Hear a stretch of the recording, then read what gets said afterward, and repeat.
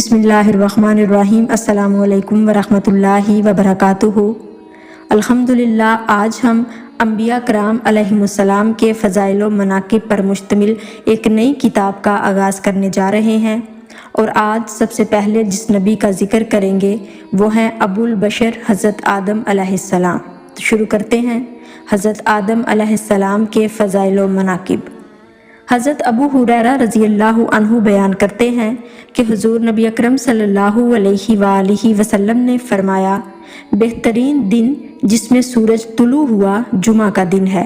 اسی دن حضرت آدم علیہ السلام پیدا ہوئے، اور اسی دن آپ کو زمین پر اتارا گیا، اور اسی دن آپ کی توبہ قبول ہوئی، اور اسی دن آپ کی روح قبض کی گئی، اور اسی دن قیامت ہوگی۔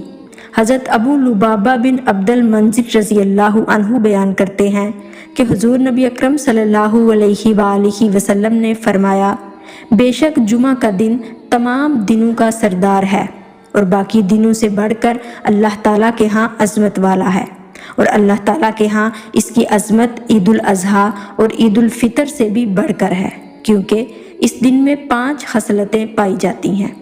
اس دن اللہ تعالیٰ نے حضرت آدم علیہ السلام کو پیدا فرمایا، اور اسی دن انہیں وفات دی، اور اس دن میں ایک ساتھ ایسی ہوتی ہے کہ جس میں بندہ اللہ تعالیٰ سے جو بھی سوال کرے وہ اسے عطا فرماتا ہے، جب تک کہ وہ کسی حرام چیز کا سوال نہیں کرتا۔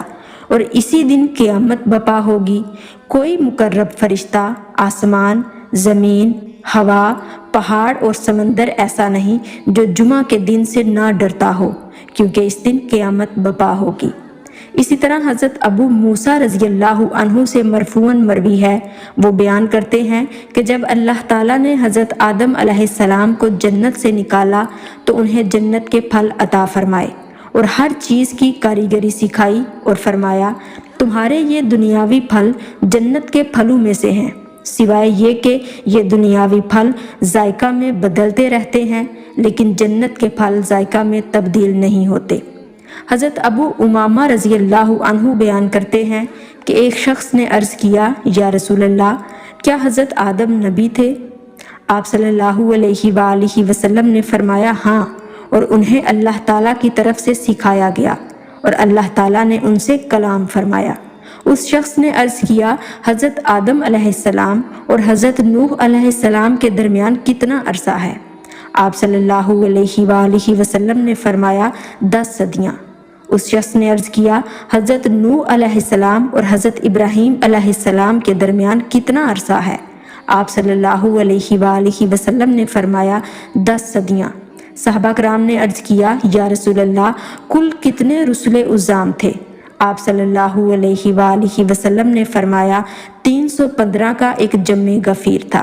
حضرت بریدہ رضی اللہ عنہ مرفوعاً روایت کرتے ہیں کہ اگر حضرت داؤد علیہ السلام اور تمام اہل زمین کے رونے کا موازنہ حضرت آدم علیہ السلام کے رونے کے ساتھ کیا جائے تو ان سب کا رونا حضرت آدم علیہ السلام کے رونے کے برابر نہیں ہو سکتا۔ حضرت ابی بن کعب رضی اللہ عنہ بیان کرتے ہیں کہ حضور نبی اکرم صلی اللہ علیہ وآلہ وسلم نے فرمایا، بے شک حضرت آدم علیہ السلام کو فرشتوں نے پانی اور بیری کے پتوں کے ساتھ غسل دیا، اور انہیں کفن پہنایا، اور قبر میں ان کے لیے لحد تیار کی، اور پھر انہیں دفن کر دیا، اور فرشتوں نے یہ کہا، اے اولاد آدم، یہ تمہارے مردوں کی تدفین میں تمہاری سنت ہوگی۔ ایک اور روایت میں آپ ہی سے مروی ہے کہ حضور نبی اکرم صلی اللہ علیہ وآلہ وسلم نے فرمایا، جب حضرت آدم علیہ السلام وصال فرما گئے تو فرشتوں نے انہیں طاق بار غسل دیا، اور ان کے لیے لحد تیار کی، اور کہا کہ یہ حضرت آدم علیہ السلام اور ان کی اولاد کی سنت ہے۔ تو ناظرین، یہ تھا ابو البشر حضرت آدم علیہ السلام کے فضائل و مناقب کا تذکرہ۔ دوبارہ ملتے ہیں ایک نئی ویڈیو کے ساتھ، تب تک کے لیے اجازت دیجیے، اللہ حافظ۔